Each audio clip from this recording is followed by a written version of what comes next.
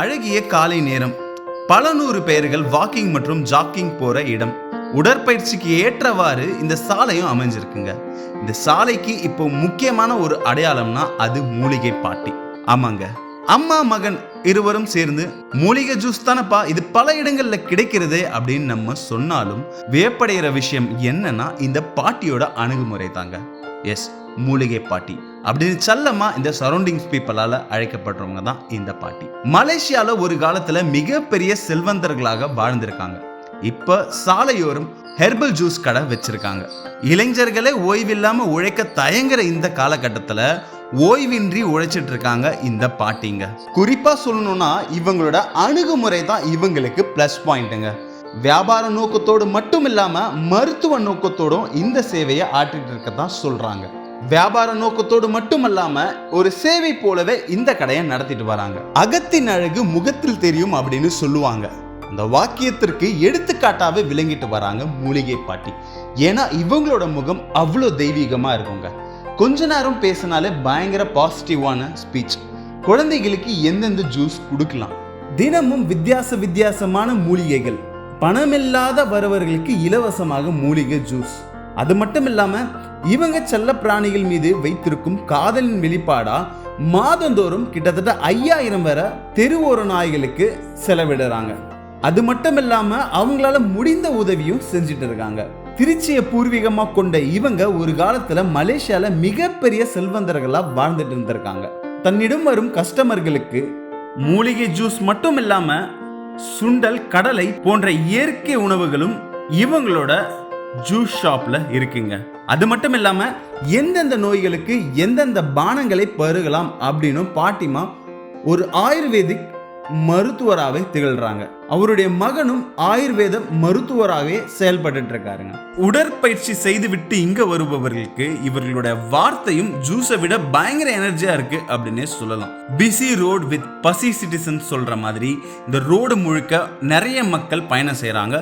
இருந்தாலும் காலை 6 மணி முதல் காலை 10 மணி வரைக்கும் தான் இந்த பாட்டியோட கடையை நம்ம இங்க பார்க்க முடியுங்க. இந்த வயசுலயும் சிறிதளவு உறக்கம், சிறிதளவு உணவு மற்றும் பல இயக்கங்களை தனக்குள்ள வச்சுட்டு இருந்தாலும் பல பெண்களுக்கு எடுத்துக்காட்டாக விளங்கிட்டு வராங்க மூலிகை பாட்டி. யார் இந்த மூலிகை பாட்டி?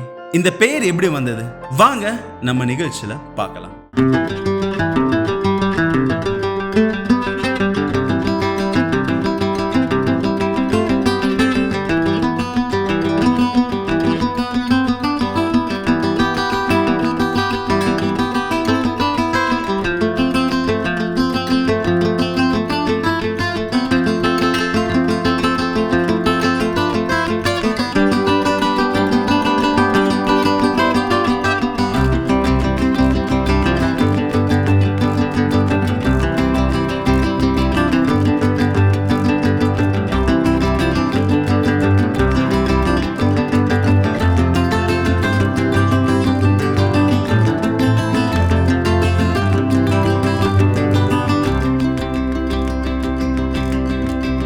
வாழ்க வளமுடன். வணக்கம், எல்லாத்துக்கும் நன்றி.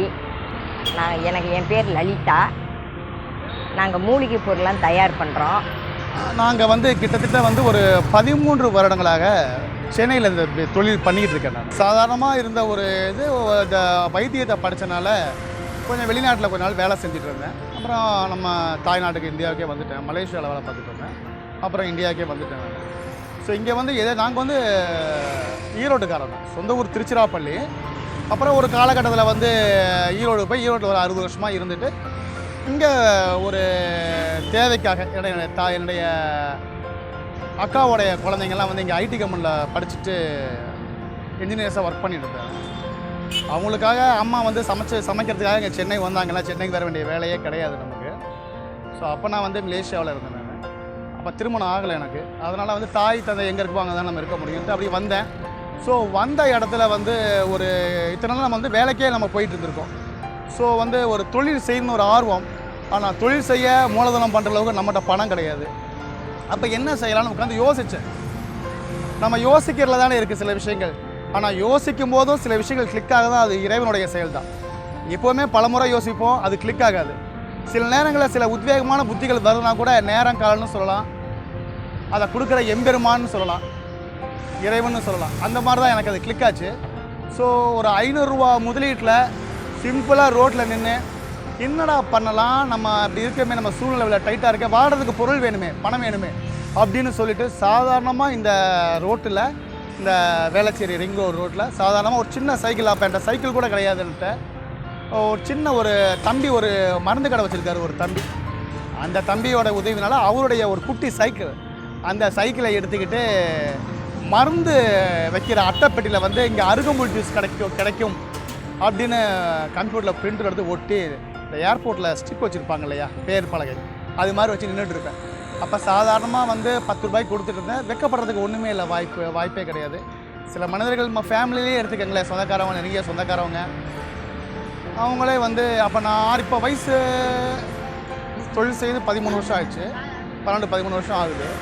இப்போ பார்த்தீங்கன்னா ரொம்ப இதெல்லாம் பேசணும். இன்ன வயசில் வந்து நீ ஃபாரின் ரிட்டர்ன் இங்கே வந்தால் நீ ஒரு பக்கம் நல்லா இருந்த வேலைக்கு போகலாம், அப்படி போகலாம், இப்படி போகலாம், இப்படி பண்ணிகிட்டு இருக்கேன்ட்டு. ஆனால் எனக்கு சுயதொழில் புரியணும்னு ஆசை எனக்கு. ஏன்னா குடும்பமே நம்ம வந்து வியாபார குடும்பம் தான், தாத்தா பாட்டி காலத்துலேருந்தே அப்படி தான் நம்ம. ஸோ அப்படின்னு பார்த்தீங்கன்னா அப்புறம் ஆரம்பித்து அப்படி வந்த ஒரு தொழில் தான். ஃபஸ்ட்டு சாதாரணமாக வந்து அருகம்புல் போட்டோம், அது 10 ரூபான்னு கொடுத்துட்டு இருந்தேன். இன்றைக்கி நிறைய வெரைட்டிஸ் போடுறேன். அருகம்புல், கற்றாழை, ஆவாரம்பூ, நெல்லிக்காய், வெண்பூசணி, துத்தி சூப்பு, தூதுவளை, முடக்கத்தான், முளவாட்டுக்கால் கிழங்கு, பிரண்டை சூப்பு, முருங்கைக்கீரை சூப்பு, வல்லாரை ஜூஸு, இப்படி நிறையா நாங்கள் பண்ணிக்கிட்டு தான் இருக்கிறோம். நாங்கள் படிப்படியாக ஒன் பை ஒன்னாக ரைஸ் பண்ணி இன்றைக்கி இத்தனை ஐட்டங்கள் நான் போட்டுட்ருக்கேன். ஒரு நாளைக்கு ஒரு 7 ஐட்டம் தான் நம்மளால் கொடுக்க முடியும். 7 ஐட்டத்தை நம்ம வந்து 2:30-3 மணிக்கு எழுந்திரிச்சிருவோம். கிட்டத்தட்ட 12-13 வருஷமாக என் தாயார்னாலும் அந்த இடத்த எழுந்திரிப்போம்.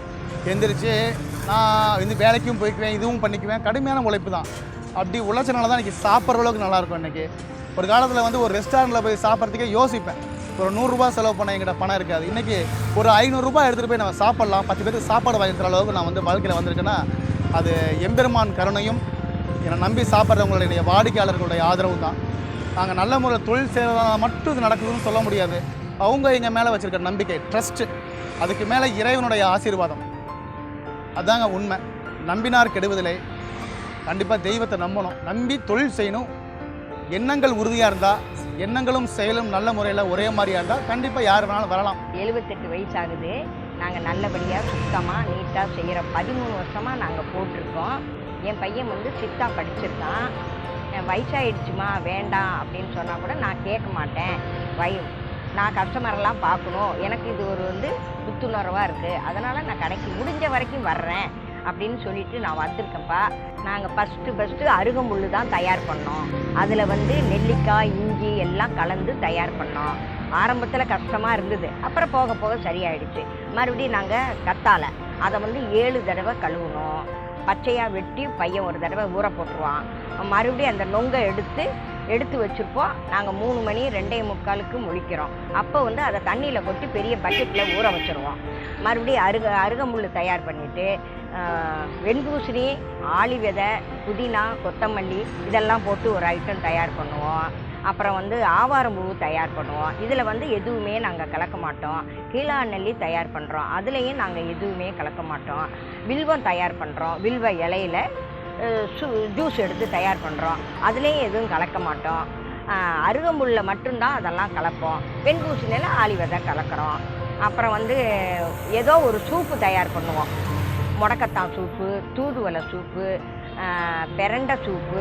இன்றைக்கி நாங்கள் பிரண்டை சூப்பு தயார் பண்ணியிருக்கோம். அதே மாதிரி முடவாட்டுக்கிழங்கு சூப்பு. முடவாட்டுக்கிழங்கு வந்து திண்டுக்கல் மலைப்பகுதியில் தான் இருக்கும், சேலத்து ஏற்காடு மலைப்பகுதியில் இருக்கும், கொல்லிமலையில் இருக்கும்.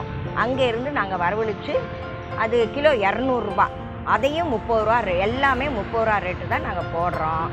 ஏதோ ஒரு சூப்பு தயார் பண்ணுவோம், முருங்கைக்கீரை சூப்பு தயார் பண்ணுவோம், கொள்ளு சூப்பு தயார் பண்ணுவோம்.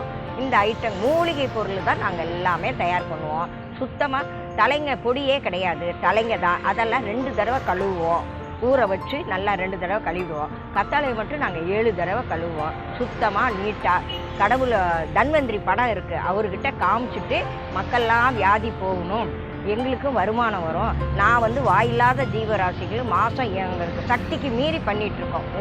மாதம் 3000 ரூபாயும் பண்ணுவோம், 4000 ரூபாயும் பண்ணுவோம், 2000 ரூபாயும் பண்ணுவோம். அதுங்களை வந்து எங்கள் வீட்டுக்கு பக்கத்தில் இருக்க தெருவுங்களை போய் சாப்பாடு கொடுப்பேன், தண்ணி வைப்பேன். பிஸ்கட்டு போடுவேன். எப்போதுமே எங்கள் வீட்டில் பிஸ்கட்டு, சாப்பாடு, தயிர், மோர், பால் எல்லாமே இருக்கும். இந்த மாதிரி செய்கிறோம். இதுக்காக கடவுளை நான் பிரார்த்தனை பண்ணுவேன். எங்களுக்கு வருமானத்தை நிறையா கொடுங்க, நான் வாயில்லாத ஜீவராசிகளுக்கு நிறையா உணவளிக்கணும், எனக்கு சக்தியை கொடுங்க அப்படின்னு இதைத்தான் நான் வேண்டுவேன்.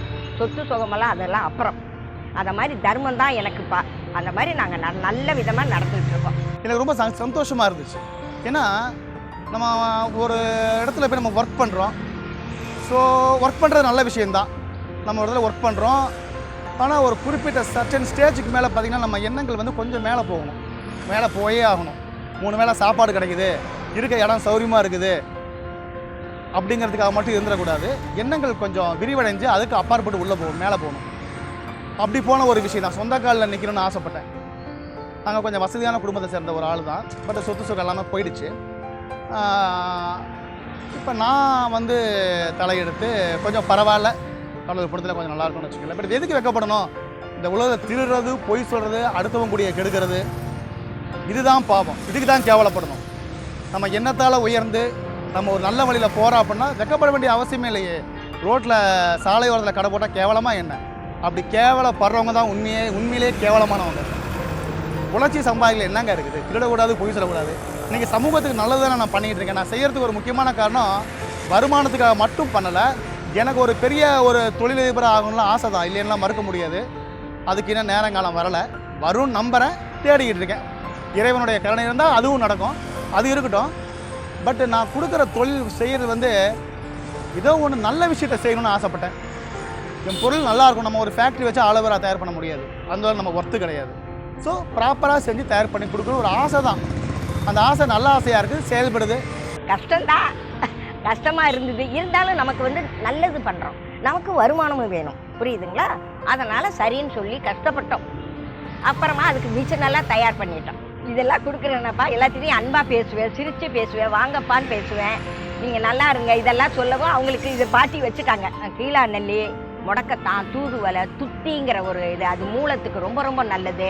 மூக்கரட்டை அப்படின்னு ஒரு ஐட்டம், அது வந்து கிட்னிக்கு ரொம்ப நல்லது. அதோட வாழைத்தண்டு கலந்து தயார் பண்ணுறோம்.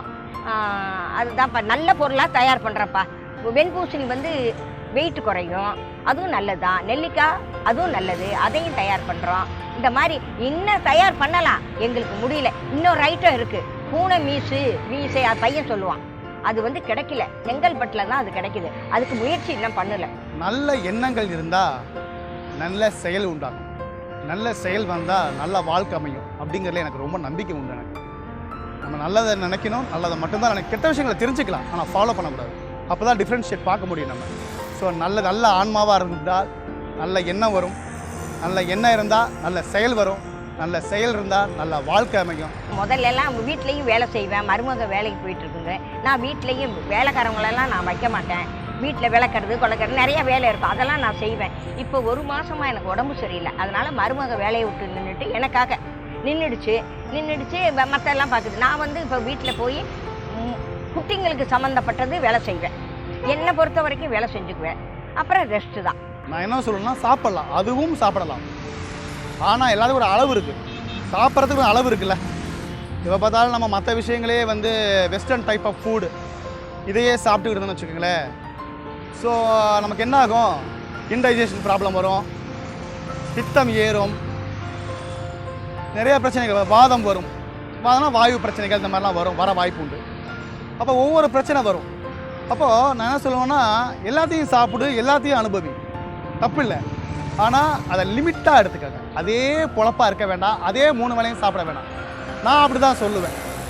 எதுவுமே ரெஸ்ட்ரிக்ஷன் கிடையாது. எங்கிட்ட வந்து சில பேஷண்ட்ஸும் வருவாங்க, சுகருக்கு மெடிசின்ஸ் எல்லாம் எடுப்பாங்க நம்மக்கிட்ட. நம்ம சொல்கிறது கொஞ்சம் டிஃப்ரென்ஸாக தான் இருக்கும். எல்லாமே சாப்பிடுங்க, அளவாக சாப்பிடுங்க, அப்படி தான் நான் சில விஷயங்கள் சொல்லுவேன். அந்த 3 மணிக்கு 2:45க்கு பையனும் மருமகளும் எழுந்திருப்பாங்க. நான் வந்து 4:30 மணி 5 மணி அப்படி தான் எழுந்திருவேன். இப்போ முதல்ல நான் தான் 3 மணிக்கு எழுந்திரிச்சு தயார் பண்ணுவேன். இப்போ பொழுது வந்து 5 மணிக்கு தான் நான் எழுந்திருப்பேன். எழுந்திரிச்சு என்னுடைய வேலை சில்லற வேலை இதனால் அவங்களுக்கு ஹெல்ப் பண்ணுவேன். அப்புறம் நான் கிளம்புவேன். ஃபஸ்ட்டு எனக்கு இந்த பாருங்கள், சாப்பாடை தூக்கிடுவேன் குட்டிங்களுக்கு. விட்டுட்டு போகணுங்கிற எண்ணம் சில நேரங்களில் வரும் எனக்கு. உண்மை, விட்டுட்டு போகணுங்கிற எண்ணம் வரும். ஏன்னா உழைப்பு அதிகம். ஏன்னா நம்ம வந்து ஒரு பவுட்ரு போடுறோம் அப்படின்னா, நம்ம 6 மணிக்கு கடை திறக்கிறோன்னா நம்ம 5:15க்கு எழுந்து தண்ணியை நிரப்பி வச்சுட்டு பவுடரை தூவி விட்டு முடிஞ்சால் கதை முடிஞ்சுது. யாரும் கண்டுபிடிக்க போகிறதில்ல, கண்டுபிடிக்கிறவங்களும் இருக்காங்க. பட் இன்னைய வரைக்கும் நான் அந்த விஷயத்தை நான் செய்ய மாட்டேன். ஆரம்பத்தில் வரும்போது உண்மையாக தான் அரைச்சி பண்ணினேன். ஃபஸ்ட்டு அரைக்கிறதுக்கே ரொம்ப கஷ்டப்பட்டோம். அதுக்கப்புறம் வந்து அதை எப்படி அரைக்கணும், என்ன மாதிரி ஜூஸரில் போடணும் அப்படிலாம் படிப்படியாக சொன்னாங்க. அதை வச்சு அப்படியே நம்ம வந்து இது ரொம்ப கஷ்டப்பட்டோம். அரைக்கிறதுக்கே ரொம்ப கஷ்டப்பட்டோம். கல்வத்தில் போடுவோம், கல்வத்தில் போட்டால் அருகம்புல் அரைக்குமா? அரைக்காது. ரொம்ப சிரமப்பட்டோம். அதுக்கப்புறம் தான் வந்து ஒவ்வொன்றா வந்து நம்ம எப்படி அந்த அரைக்கிறதுக்கான எக்யூப்மெண்ட்ஸ் சமயத்தில் வந்து ஒரு இடத்துல நான் சொல்லி ஆர்டர் பண்ணி அந்த மாதிரி ஸ்டைலில் பண்ணி கொடுக்கணும்னு சொல்லி அதுக்கப்புறம் அரைய ஆரம்பித்தோம். இன்றைக்கி நம்ம ஜூஸரை பெரிய ஜூஸர் வச்சுருக்கேன். அதனால தான் நான் பண்ணுறேன். அப்படி பண்ணும்போது ஆனால் இன்றைக்கும் நம்ம 2:30-3 மணிக்கு தான் எந்திரிக்கிறோம். ஆனால் கொஞ்சம் கஷ்டமாக தான் இருந்திருக்கும். ஏன்னா என்னடா அன்னாடம் வாழ்க்கை முழுதும் இப்படியா? எனக்கு கடவுள்கிட்ட நான் கேட்குற ஒரே விஷயமே ஒரு 6 மணி நேரம் தூக்கம் எனக்கு தேவை. நான் ஆசைப்படுவேன். 6 மணி நேரம் தூக்கம் வரதில்லை, கொஞ்சம் கம்மியாக தான் இருக்குது. ஆனால் சமயத்தில் நான் செய்ய போகிற அந்த விஷயங்களை நினைக்கும் போது, நல்ல விஷயங்களை கொடுக்குறோம் அப்படிங்கும்போது, அந்த கஸ்டமர் ஆதரவை நினைக்கும் போதும் எனக்கு உண்மையிலேயே வந்து எனக்கும் என் தாயாருக்கும் சரி, என் மனைவியாரும் இப்போ இந்த தொழிலில் பங்கெடுத்துக்கிறாங்க. ஏன்னா அவங்க ஒரு நல்ல கம்பெனியில் ஒர்க் பண்ணிட்டு இருந்தாங்க. அவங்க வந்து she done MCA graduation in computer application. So அதை பண்ணிகிட்டு இருந்தாங்க. ஸோ அவங்க அதை விட்டு நிப்பாட்டிட்டு நான் வந்து இந்த மாதிரி தாயாருக்கு வயசாகிடுச்சு, அவங்க லேட்டாக தூங்கி எழுதட்டுமே, ஒரு 5 மணிக்கு எழுந்திரிக்கட்டுமே அப்படின்னு சொல்லிட்டு இப்போ அவங்களும் அதில் பங்கெடுத்துக்கிட்டாங்க. நானும் பங்கெடுக்கிறேன். கஷ்டமாக தான் இருக்கும், ஆனால் அது மனமகிழ்ச்சி தான் கொடுக்குது. அப்போ வந்து 10 ரூபாயிலேருந்து நாங்கள் ஆரம்பித்தோம். 13 வருஷமாக போட்டிருக்கோம். 10 ரூபாயிலேருந்து நாங்கள் ஆரம்பித்தோம். அப்புறம் விலை கொரோனாக்கு அப்படி தான் நாங்கள் 30 ரூபா ஏற்றணும். ஏன்னா எல்லா பொருளும் விலை ஏறிடுச்சு. இப்போ வந்து இந்த மொடவாட்டு கிழங்கு வந்து இங்கே வந்து மருந்து கடையில் வந்து 500 ரூபா, வடபழனியில் எங்கள் சொந்தக்காரங்க வாங்கியிருக்காங்க 300 ரூபா. அப்புறம் ஆன்லைனில் புக் பண்ணால் 290 ரூபா. அதெல்லாம் வேண்டாம் அப்படின்னு பையனே அங்கே கொல்லிமலைக்கு போய் வாங்கிட்டு வருவா. அப்புறம் ஃபோன் பண்ணால் அவங்க அனுப்புவாங்க. அது வந்து 200 ரூபா. அதையும் நாங்கள் 30 ரூபான்னு தான் கொடுக்குறோம். எல்லோரும் சொந்தக்காரங்க சொன்னாங்க, எவ்வளோ விலை கொடுத்து வாங்குறீங்க, வேலை வேறு நிறையா இருக்கு, ஜாஸ்தி வேண்டவே வேண்டாம், அதே ரேட்டுக்கு போட, அதே மாதிரி அதே ரேட்டு தான்ப்பா போடுறோம். நான் சொல்கிறது எல்லாமே நான் இன்றைக்கி நல்லாகிறது காரணமே என் தாய் தானே. என் தாய் தான் அவங்க ஃபஸ்ட்டு பேக் போன். இதை ஆரம்பித்தது இது எல்லாமே நானாக இருக்கலாம், ஆனால் என் தாயோடைய கூட நிற்கிறது, அது நிற்கிறது தான் அது முக்கியம். அது உதவி செய்கிறது, நிற்கிறது, அது அவங்க நின்னாங்க. அப்புறம் நடுவில் போய் நான் வேலைக்கும் போயிருந்தேன். ஆனால் அப்போ தான் சாப்பிட முடியும். ஸோ வேலைக்கும் போயிட்டு அந்த இடத்த விட்டு 11 மணிக்கு தான் வருவேன். சாப்பிட்டு படுக்க 11:30 ஆயிரும். 10 மணி 10:45 தான் வரும், 11:30 ஆயிரும். ஆனால் திரும்ப 2 மணிக்கு நான் எழுந்திருப்பேன். ஆரம்பத்திலேயே அம்மாவும் எழுந்திருப்பாங்க, நானும் எழுந்திருப்பேன். அம்மா என்ன பண்ணால் படுத்து தூங்கலான்னு சொல்லுவாங்க. அதில் தாய் வந்து ஒரு முக்கியமான ரோலில் இருக்காங்க. என் லைஃபுடைய முக்கியமான பேக் போனே என்னுடைய அம்மா தான். அவர் அப்பா வந்து காலமாயிட்டார். அவர் 2014 அவர் ஒரு முக்கியமான ஒரு இடத்துல இருந்தார். ஏன்னா நான் அதை வந்து ரொம்ப கஷ்டப்பட்டேங்க. லைஃப்பில் ரொம்ப கஷ்டப்பட்டேன். இன்றைக்கி சொந்த காலில் நிற்கிறேன். இன்றைக்கி வந்து சொந்த காலில் நிற்கிறேன் நான். என் குடும்பம் வந்து பெரிய குடும்பம், என் குடும்பம் வசதியான குடும்பம். ஆனால் சொந்த காலில் இன்றைக்கி நிற்கிறேன்.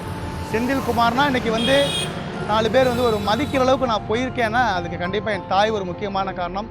அதுக்கு மேலே சர்வலோக சரண்யன் எம்பெருமானை தான் நான் சொல்லுவேன். நான் ரெண்டுமே உண்மையான ஒரு விஷயந்தான். அதனால் லைஃப்பில் நான் முதல் விஷயம் சொல்கிறேன், யாரையும் டிஸ்கரேஜ் பண்ணாதீங்க. எப்போவுமே சொல்கிறேன், யாரும் டிஸ்கரேஜ் பண்ணாதீங்க. யாரையும் வந்து ஏளனமாவோ அவமானமாவோ பார்க்கக்கூடாது. அந்த அவமானங்கள் தான் என்னை இன்றைக்கி கொண்டு வருது. ஒரு வெறிங்க, ஒரு வெறி. அதே மாதிரி தேவையில்லாமல் வளவலலாம் யார்ட்டையும் பேச மாட்டேன் எப்போதுமே. ஸோ கரெக்டாக இருக்கணும்னு நினைக்கக்கூடிய ஒரு நபர். நான் கேட்பேன் எப்பா புல்லுக்கு ஃபோன் பண்ணிட்டியா, கத்தாழை இல்லை தீர்ந்து போகுது அதுக்கு ஃபோன் பண்ணியா அப்படிம்பேன். அப்புறம் என்ன பொருள் இருக்குதுன்னு எல்லாத்துக்கும் ஃபோன் பண்ணு, கீழாநெல்லி கிடைக்குதா, என்ன கிடைக்குதுன்னு ஃபோன் பண்ணேன். ஏன்னா சில நேரத்தில் அவன் ஒரு பையன் ஆஸ்பத்திரி வேலையும் பார்த்துட்டு இதெல்லாம் பண்ணால் மறந்துடுவான். அதனால் நான் சொல்லுவேன், சரி இது இருக்குதுமா, சரி இதை தான் போடலாம். எதுவும் கிடைக்கலன்னா கொள்ளு போட்டுருவேன், கொள்ளு சூப்பு போட்டுருவேன். அந்த மாதிரி